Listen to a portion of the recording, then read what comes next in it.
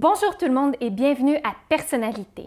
Notre personnalité de la semaine est un artiste plasticien qui est originaire du Maroc. Il s'appelle Omar Gammaoui et il fait de la peinture, de la sculpture ainsi que des œuvres contemporaines. Il est avec nous en studio aujourd'hui. Bonjour Omar et bienvenue. Bonjour Catherine, ça me fait plaisir d'être parmi vous. À travers tes œuvres, tu milites pour une cause et c'est l'environnement.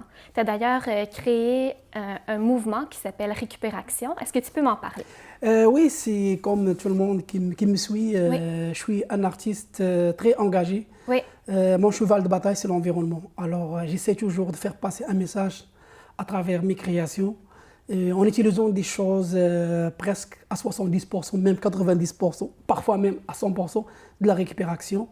Et ça fait pour un peu sonner l'alarme de l'environnement qu'on devrait comme récupérer, réutiliser au lieu de juste surconsommer. Est-ce que tu as déjà une idée en tête avant de commencer tes œuvres ou bien c'est en voyant des objets que tu vas récupérer, tu as des idées qui te viennent en tête? Ben, c'est ça. Au début, c'est justement, au début c'était vraiment le besoin, comme on dit. Et après, c'est vraiment ces œuvres-là, c'est des retails qui commencent à vraiment m'inspirer.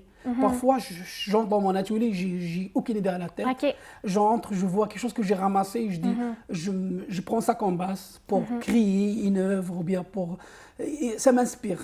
Et moi, quand je dis l'environnement, c'est pas juste c'est l'entourage aussi. Moi, je suis un artiste très citadin. J'aime la ville, quand je me balade, je m'inspire de mon environnement pour essayer de protéger notre environnement. Et tu veux protéger l'environnement, c'est important pour toi? Oui.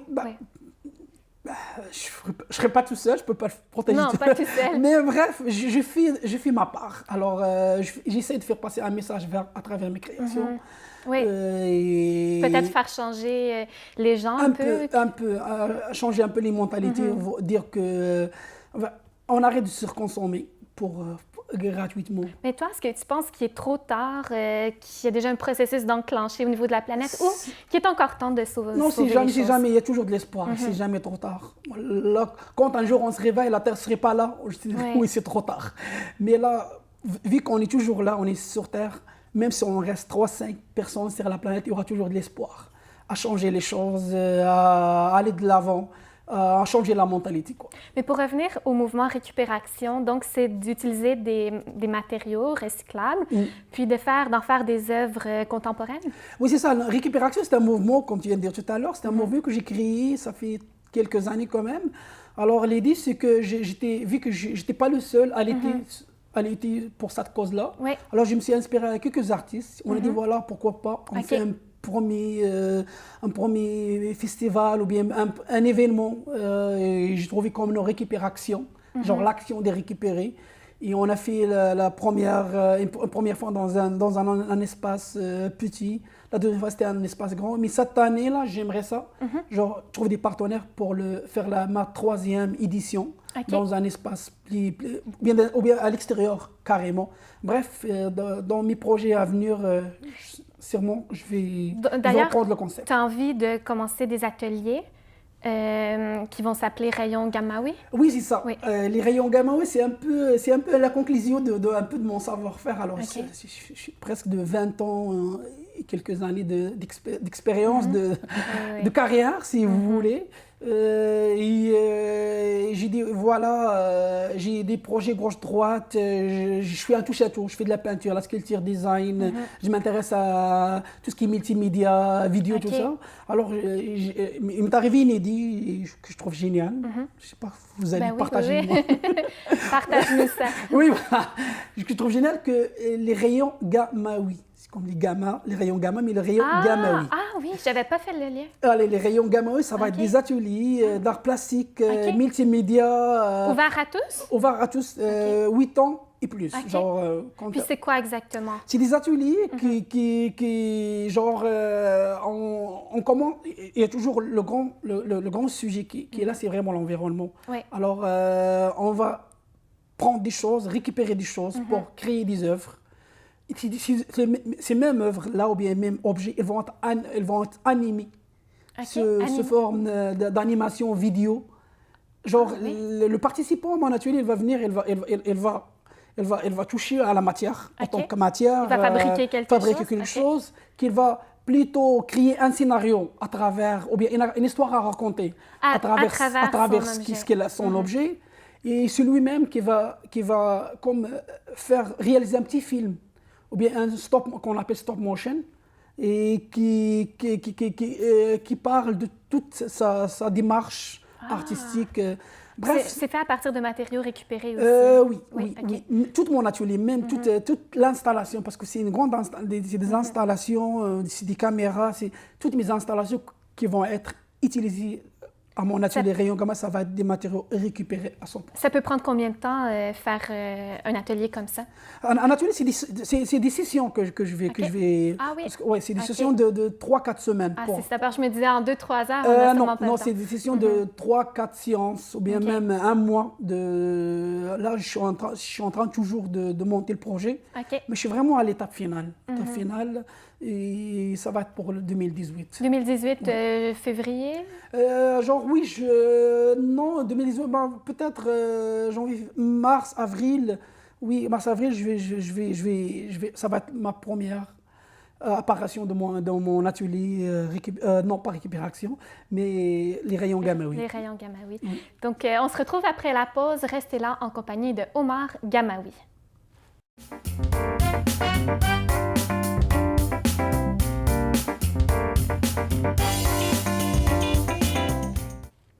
On est de retour à Personnalité en compagnie de l'artiste plasticien Omar Gamaoui. Parle-moi de ton parcours. Comment ça a commencé ton intérêt pour les arts? Quand on est artiste, moi je dis toujours on est artiste, on ne choisit pas d'être artiste. Comment on le découvre? Oui, voilà, quand j'étais jeune, c'est des dessins dans mes cahiers de devoirs, ou bien, tu vois, même des petites sculptures dans la craie, là, je fais des petites sculptures, des petits masques africains que j'ai retrouvés d'ailleurs des années plus tard dans mes grandes créations.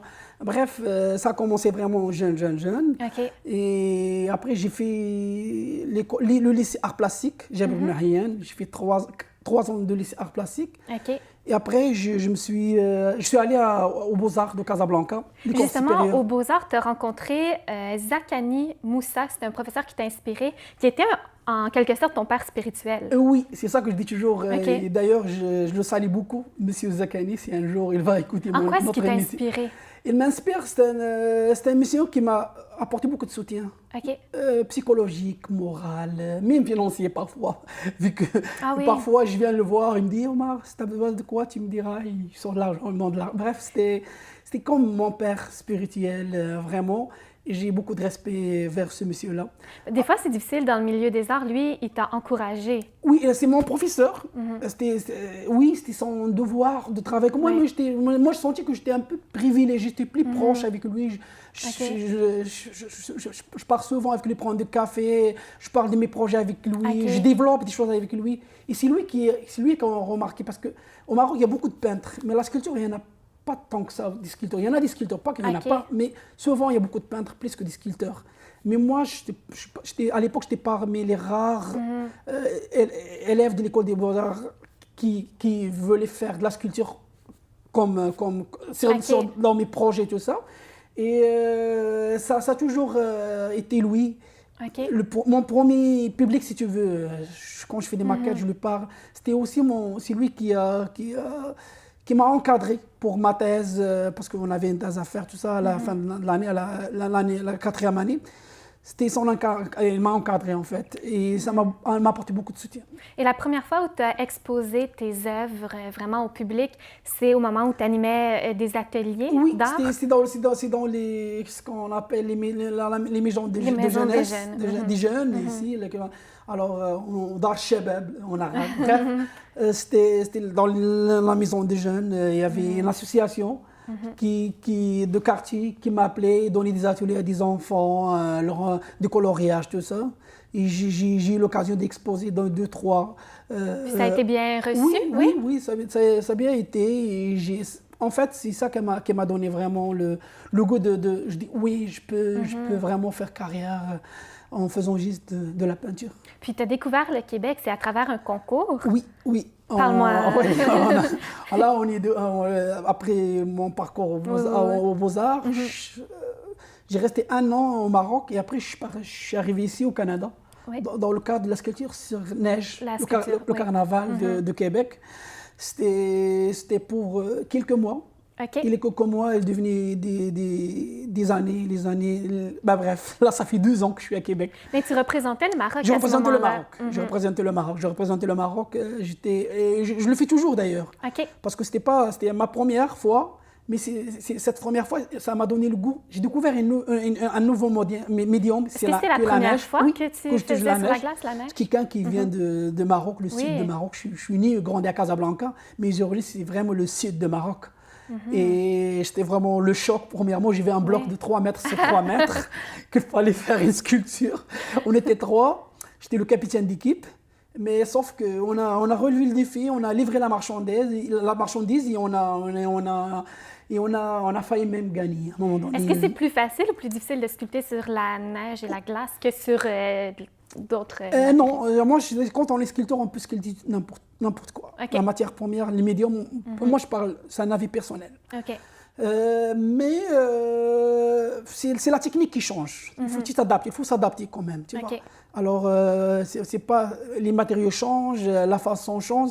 Il faut une adaptation. Une petite adaptation, il y a une fois on est familier avec la matière première, là on peut faire ce qu'on veut. Ça peut prendre combien de temps faire une sculpture comme ça?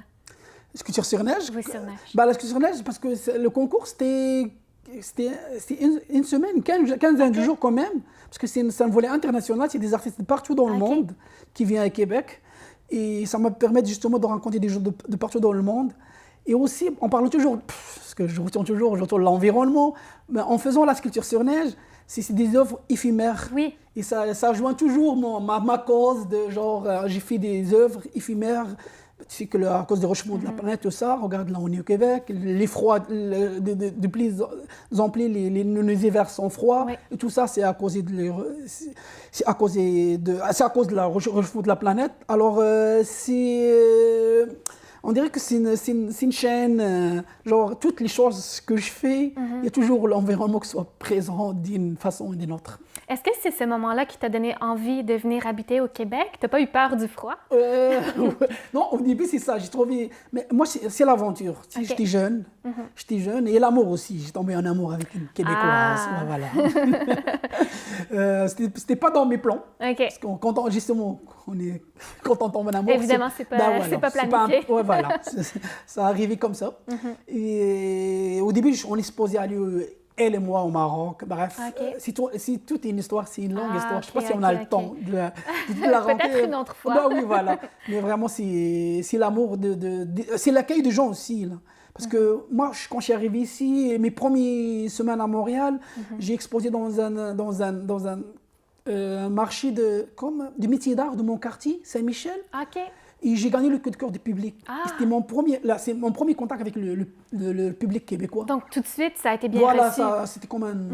Ça a marché, voilà. Ça a été un coup de foudre. Oui, voilà, c'était un coup de foudre et j'ai gagné le coup de cœur du public. Alors, je dis pourquoi pas. Là, ça m'a donné le goût de faire mon demande de faire le salon des métiers d'art. Le salon des métiers d'art, le grand salon des métiers d'art qui est à Bonaventure. Oui. J'étais accepté, je l'ai fait 3 fois, ça a bien été, bref...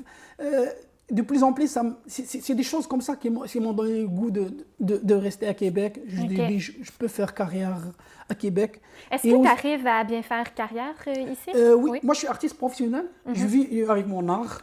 Alors, ce qui est quand même assez rare. Je ne peux pas dire que c'est facile, mais sauf que c'est faisable. Ça prend de la persévérance, de la passion et de la patience. Et ça me manque pas, c'est ça que j'ai. Alors, c'est faisable. C'est difficile, mais oui. C'est faisable. Oui, c'est faisable. On va s'arrêter pour une courte pause, alors on se retrouve tout de suite après. Restez là.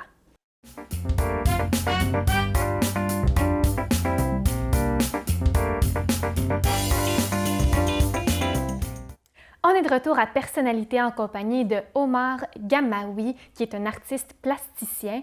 Alors toi, tu fais de la peinture, de la sculpture, des œuvres contemporaines. Est-ce que tu as un coup de cœur pour une de ces disciplines? Non, moi, mon rêve, c'est toujours... Moi, quand j'étais avant au lycée, dans les cours de l'histoire de l'art, le prof nous en parlait, commençait à en parler que les artistes avant, ils étaient des plasticiens. Un plasticien, c'est un touche-à-tout. C'est un touche-à-tout, c'est quelqu'un qui peut faire de la musique même, peinture, sculpture, design, c'est les arts plastiques. Mais tu aimes tout, t'as pas de coup de cœur dans tout ça? C'est ça que je... moi, c'est lié en fait. Okay. Parce que moi, c'est à travers mes peintures que je suis devenu sculpteur. Ah, OK. Et mes sculptures, un peu, il y a beaucoup de formes de ma peinture aussi, tu vois. Alors, c'est lié, quoi. Alors, c'est vrai, moi, je me considère... J'aime beaucoup faire de la peinture. Okay. Quand je veux vraiment relaxer, vraiment un travail sur moi, je fais de la peinture. Okay. C'est une sorte de thérapie. Est-ce qu'il t'arrive d'avoir le syndrome de la page blanche? Tu as trouvé un remède à ça? Oui, voilà. Oui, c'est bien que ça fait partie de ma démarche artistique, en fait, parce que moi, avant, quand j'étais petit, là, comme tous les enfants, mon fils d'ailleurs, ça lui a vraiment fait peur, la noirceur, l'obscurité, tout ça. Ça m'a fait toujours, j'étais toujours effrayée d'être dans un endroit sombre, quoi. Mais j'ai découvert ma vraie peur une fois devant une surface blanche, en fait. Oui. Alors pour moi... c'est intimidant. Oui, c'est intimidant parce que moi je te donne un petit exemple, genre, tu es dans un espace noir, et dans l'obscurité, il y a de l'espoir, tu vois. Parce que tu es dans un espace noir, tu ne sais pas, on te met dans une chambre noire, on t'enferme, qu'est-ce que tu vas faire? On a tendance à aller chercher des ouvertures. On peut trouver plein de secrets, faire des découvertes. Oui. Mais sauf si on te met dans une pièce blanche, le blanc, le néon total. Là, tu n'as rien à faire. La réalité est là. Ah oui, l'espace est blanc, est là. Ah. Alors moi, ça m'a... j'ai une sensation d'avoir vraiment de peur devant une surface blanche. Mais le noir est propice à la création, parce que tu peux découvrir plein de choses. Oui, alors c'est ce que je fais. Alors j'ai commencé à peindre mes supports noirs. Ah, OK. Moi, et à travers ce noir, c'est comme si j'ai une petite lampe et que j'allume et que j'ai découvert des lumières à travers la noirceur, quoi. Alors j'essaie de découvrir... Moi, quand je peins un support noir, j'ai dit mon œuvre est là. Il faut juste aller la chercher. Ah. Alors, c'est une philosophie personnelle. Je sais pas si... C'est comme si tu apportais un petit peu d'éclairage. Oui, voilà. En plus, quand je fais de la peinture, parmi mes démarches, les choses que j'aime chercher en peinture, c'est vraiment la lumière. Okay. Moi, c'est vraiment l'espace et la lumière. Et l'espace et la lumière, c'est ça qui espace vraiment un environnement ou bien un endroit. Alors, en peindant ou bien en préparant une surface noire, ça me permet d'aller chercher tout ce qui se cache derrière mon support. Ah, c'est intéressant. Mais quand tu étais tout jeune, toi, tu rêvais de devenir un héros guerrier. Oui. Est-ce que tu as l'impression d'avoir réalisé ton rêve aujourd'hui? Oui et non. Alors c'est ça, c'est comme mon enfant, là, genre, on parle toujours. J'ai un enfant, il s'appelle Ali, il a 8 ans. OK. Et lui, c'est les super-héros, les guerriers, tout ça. Mais après, je dis où il a amené tout ça, mais on creusait dans ma mémoire. J'étais comme ça. Okay. J'étais impressionné par les héros des guerres. Mais sauf qu'en grandissant, j'ai découvert en moi des côtés plus pacifiques. Ce qui explique d'ailleurs ma formation à l'école supérieure des Beaux-Arts.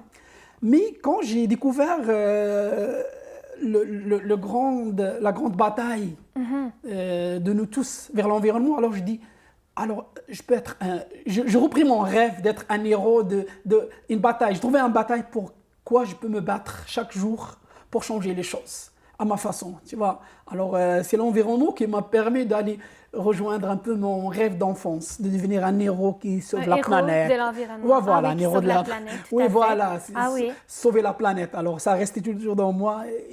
J'ai fait un peu ma part. C'est bien que tu aies réussi à réaliser ton rêve d'enfant, voilà, d'une certaine façon. Oui, voilà. Puis, il y a un événement qui se déroule au mois de février. Est-ce que tu peux m'en parler? Tu es un peu organisateur de tout ça? Non, je ne suis pas organisateur, je suis participant. Okay. C'est dans le cadre des mois des Noirs, le mois de février. Alors, l'année passée, j'étais approché par quelqu'un pour réaliser... On était une vingtaine d'artistes, je crois, pour réaliser des œuvres. Okay. Et ils vont rendre hommage, à cette année-là à Prince. Oh. Alors, c'était la première chose que ma femme C'était un m'a moment parlé. Je magique. dis, alors ça va être ça. Alors, Oui. j'ai quand même essayé une petite une illustration de ce moment-là. J'ai appelé ça la magie dans l'air parce que c'était un moment magique que l'artiste a pu partager avec son public. OK. Ça m'a beaucoup touché et ça m'a permis aussi de découvrir. Je ne suis pas un grand fan, mais à travers tout ça, je me suis intéressé à Prince et j'ai découvert son œuvre et ça m'a permis de le connaître plus. Puis ton œuvre, c'est une œuvre contemporaine? Oui, c'est une sculpture, c'est un Une bas-relief. sculpture. C'est un bas-relief.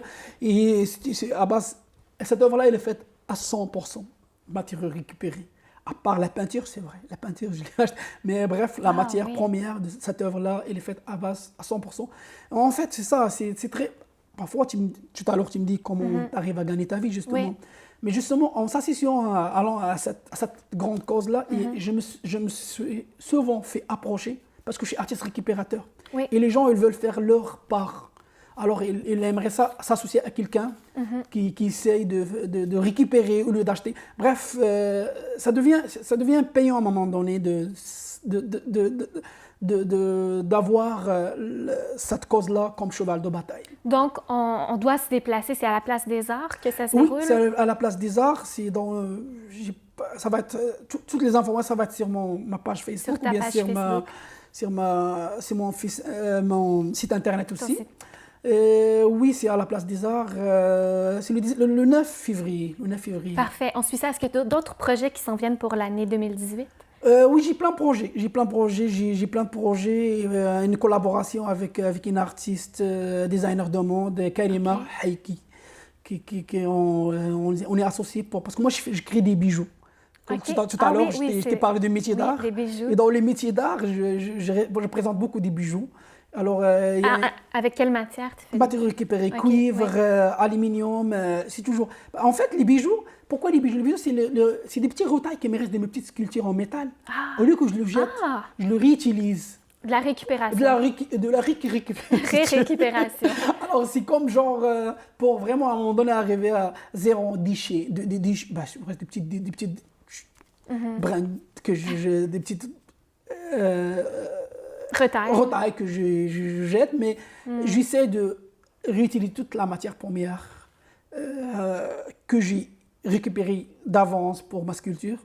Et le retail, je le réutilise pour faire des petits objets et des bijoux. On doit déjà s'arrêter. L'émission d'aujourd'hui tire déjà à sa fin. Merci beaucoup, Omar. Merci à toi, Catherine. Et c'était un plaisir de partager le plateau avec toi. Le plaisir était pour moi. Et nous, on se retrouve la semaine prochaine avec une autre personnalité de la semaine. Alors, ne manquez pas ça. À bientôt, tout le monde.